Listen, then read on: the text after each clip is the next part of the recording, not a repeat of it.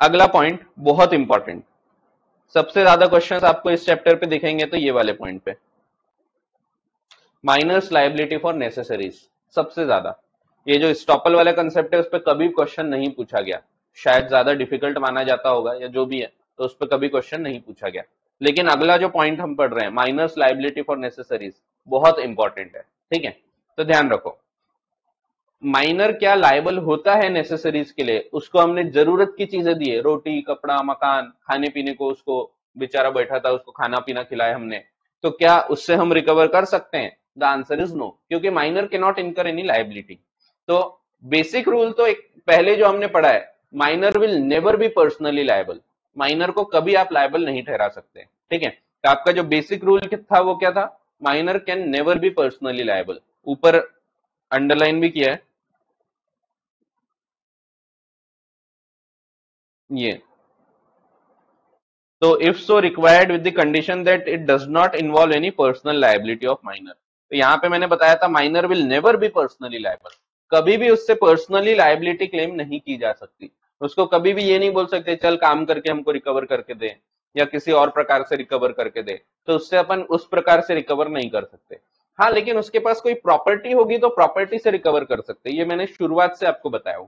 ठीक है, तो उसके पास प्रॉपर्टी कैसे आएगी वो भी मैंने बताया था। उसके नाना जी है, उन्होंने कुछ गिफ्ट किया है, वो हर बार जब भी आते हैं तो कुछ 2-5 100 रुपए दे के जाते हैं। फिर उसके बर्थडे वगैरह पे उसको प्रेजेंट्स मिलते हैं, उसको गिफ्ट मिलते हैं, कैश मिलता है, तो ये उसकी प्रॉपर्टी है। उसके दादाजी ने उसके नाम से एक जमीन जायदाद कर दी है, वो उसकी प्रॉपर्टी है। ठीक है, तो माइनर की प्रॉपर्टी अगर है तो रिकवर कर सकते हैं, but he is never personally liable, never, never ever never, never ever ever, कभी नहीं कभी नहीं कभी नहीं।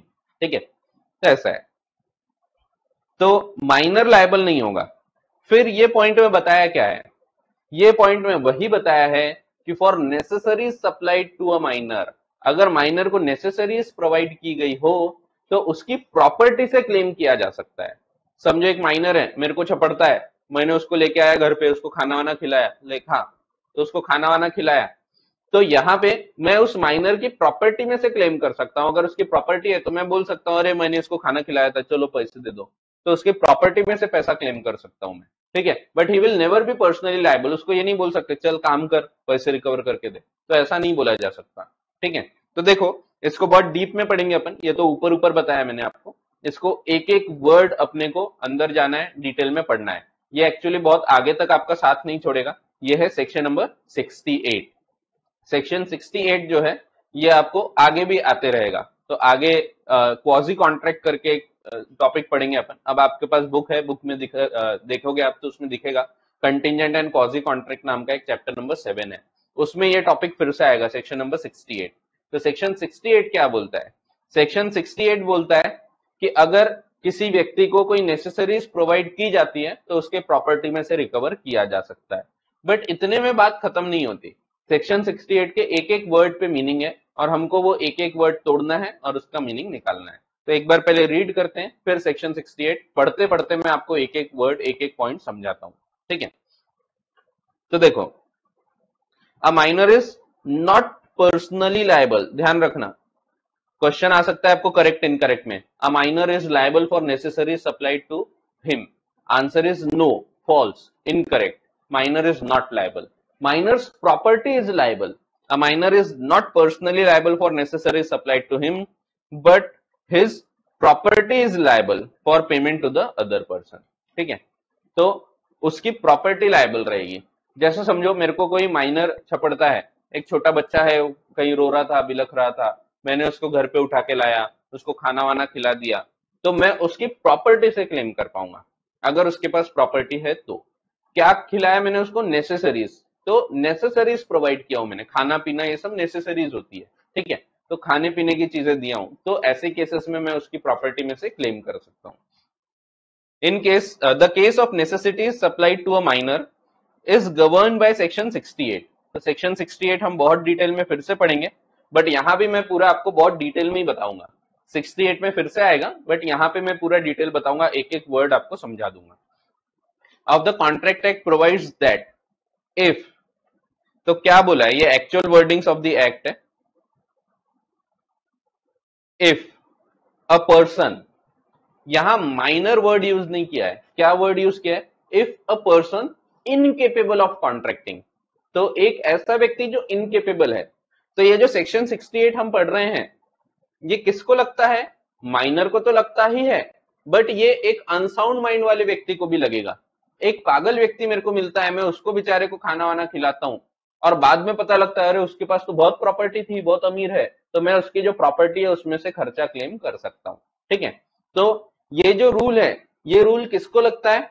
सिर्फ माइनर को नहीं, ये हर उस व्यक्ति को लगता है जो कि incapable of entering into contract है। यानी माइनर को भी लगेगा, अनसाउंड माइंड वाले व्यक्ति को भी लगेगा, और क्या क्या हो सकता है अपन एक एक करके देखते हैं।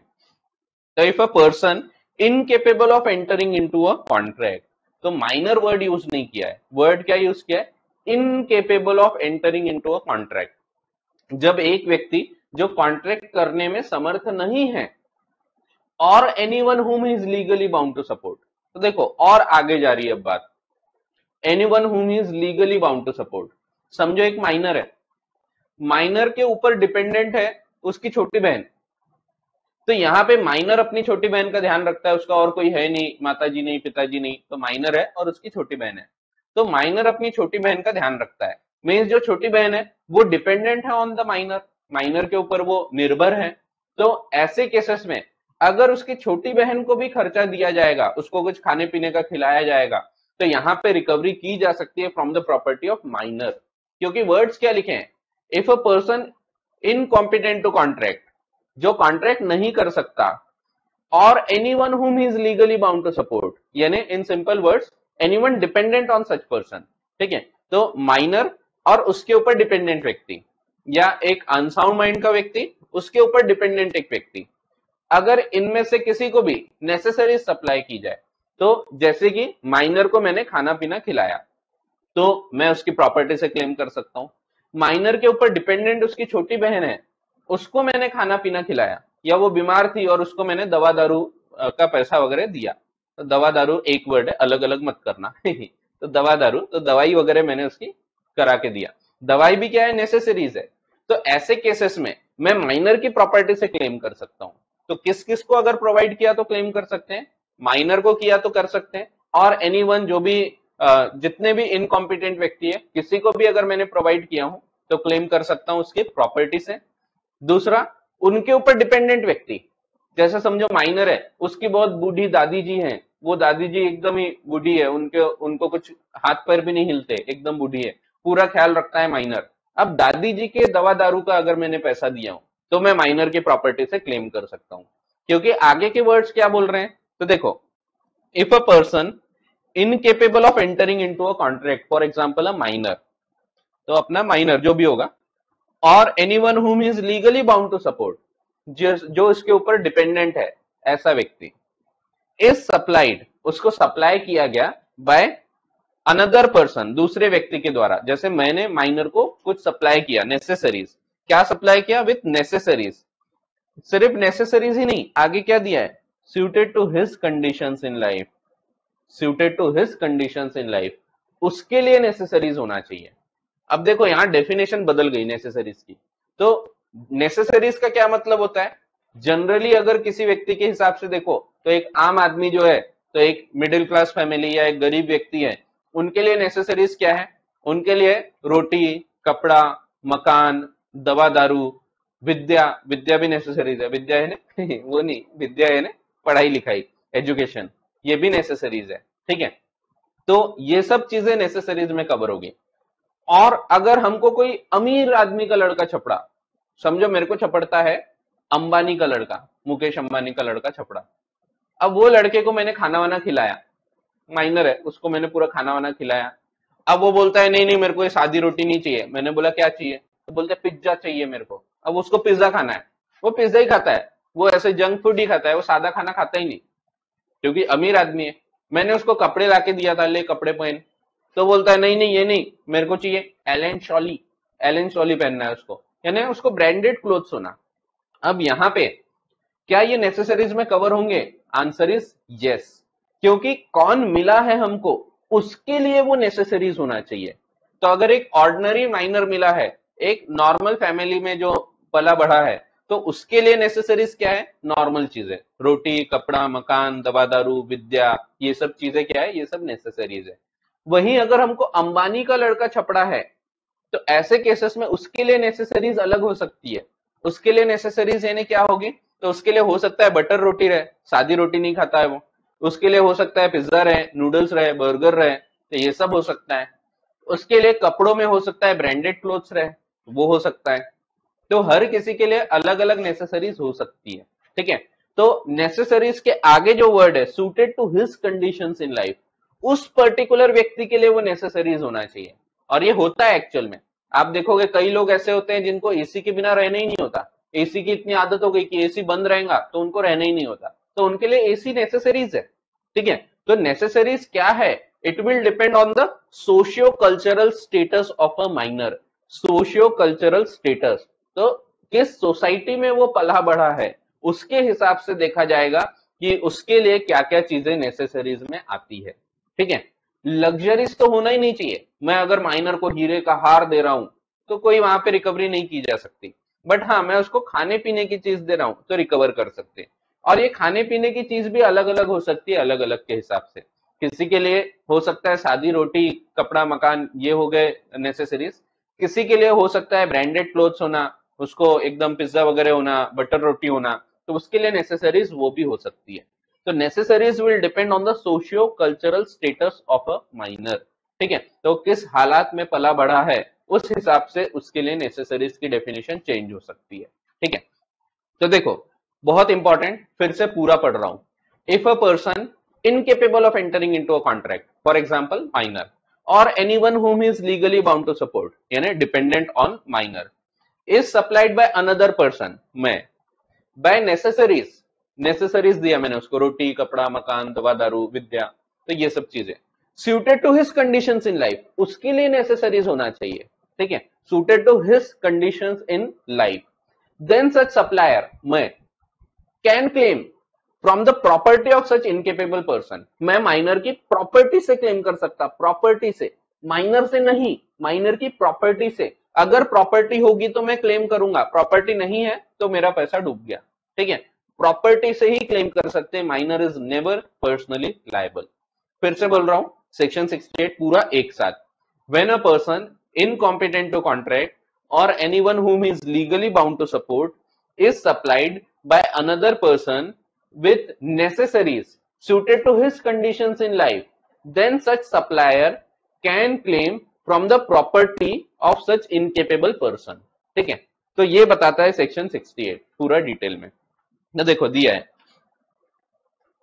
if a person incapable of entering into a contract or anyone whom he is legally bound to support is supplied by another person with necessaries suited to his conditions in life, the person who has furnished such supplies is entitled to be reimbursed from the property of such incapable person।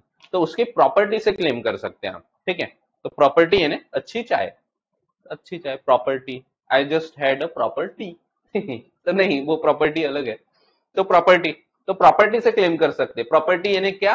तो उसको जो gift वगैरह मिले होंगे, उसके नाम से कुछ चीजें दी गई होगी, तो दैट इज हिज प्रॉपर्टी, ठीक है। आते हैं नाना जी, आते हैं, वो 500 का नोट दे के जाते हैं आपको, तो आप लेने से पहले शर्माते हैं, नहीं नहीं नहीं चाहिए, फिर आप धीरे से ले लेते हैं। फिर उसके बाद मम्मी वो आपसे ले लेती है, मम्मी आपको 500 रुपए ले लेंगे और 10 रुपए आपको टिका देंगे, ठीक है तो ऐसा है। तो माइनर की प्रॉपर्टी लायबल है। अगर माइनर की प्रॉपर्टी है तो रिकवरी की जा सकती, माइनर की प्रॉपर्टी नहीं है तो पैसा नहीं रिकवर कर सकते, वो पैसा गया, ठीक है। ये रूल भी क्यों बनाए गए? ताकि माइनर को बेचारे को जरूरत हो तो ऐसा नहीं होना चाहिए उसको अपन खाना पीना नहीं खिला रहे, अपने को पता है पैसा तो डूब गया तो खिला नहीं रहे उसको, इसीलिए ये रूल बनाया गया है कि अगर उसकी प्रॉपर्टी है तो आप प्रॉपर्टी से क्लेम कर सकते हैं, माइनर की भी और एक अनसाउंड माइंड वाले व्यक्ति की भी।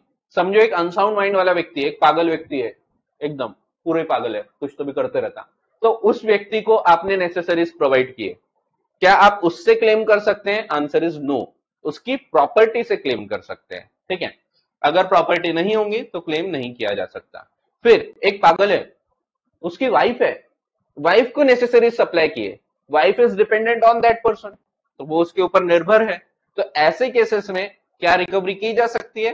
Answer is yes, but from the property, property से रिकवर कर सकते हैं, not from that particular person. ठीक है, तो ऐसा है। इलस्ट्रेशन दिया है, तो देखो, a minor is ill and needs medical urgent medical attention, तो उसको अर्जेंट मेडिकल अटेंशन की जरूरत है, उसको दवा दारू की जरूरत है। एन अ नेबर, एक पड़ोसी है, अरेंजेस फॉर हिज ट्रीटमेंट, उसने उसका ट्रीटमेंट वगैरह करवाया, उसके लिए अरेंजमेंट किया, and spend some money, he is entitled to be paid out of minors property, property, ठीक है, प्रॉपर्टी, ऐसा है। नेसेसरीज में क्या आएगा, necessaries would include such items, तो उसमें आएंगे आइटम वो आइटम नहीं जो आप सोच रहे हैं, आइटम्स एज फूड, खाना, रोटी, क्लोथिंग, कपड़ा, अकोमोडेशन, मकान, तो रोटी कपड़ा मकान, ये तो आ गया। आगे एक्सपेंसेस ऑन एजुकेशन, विद्या विद्या यानी पढ़ाई लिखाई, मेडिकल ट्रीटमेंट, दवा दारू, ठीक है, फ्यूनरल सेरेमनीज, ये भी आती है, फ्यूनरल सेरेमनीज भी नेसेसिटीज में ही कवर होती है। ठीक है, तो समझो कोई उसके घर में किसी की मृत्यु हो गई और उसको पैसे की जरूरत है, दाह संस्कार वगैरह या जो भी करना है आखिर में, तो उसके लिए फ्यूनरल सेरेमनीज, तो मैयत वगैरह का सामान लेके आना है, वो भी प्रोवाइड किया, तो उसकी प्रॉपर्टी से रिकवर कर सकते हैं, etcetera. And not items of comforts और लग्जरी, लग्जरीज वगैरह ये सब कवर नहीं होगा। ठीक है, तो लग्जरीज है ना, जैसे हीरे का हार दे दिया, तो एक ल्यूनेटिक है, एक अनसाउंड माइंड का व्यक्ति है, उसकी वाइफ है, उसके वाइफ को कोई हीरे का हार दे रहा है, तो ऐसे केस में चाइना है वो, तो नहीं, तो जो हार दे रहा है वो क्लेम कर सकता है क्या, आंसर इज नो, नहीं कर सकता वो क्लेम, क्योंकि यहाँ पे हीरे का हार इज नॉट अ नेसेसरी। ठीक है, तो वही है, लेकिन आगे के लाइन भी ध्यान रखो, it would depend on, it would depend on, it would depend on, it would depend on the socio cultural status of a minor, minor के सोशियो कल्चरल स्टेटस पे डिपेंड किया जाएगा। ठीक है,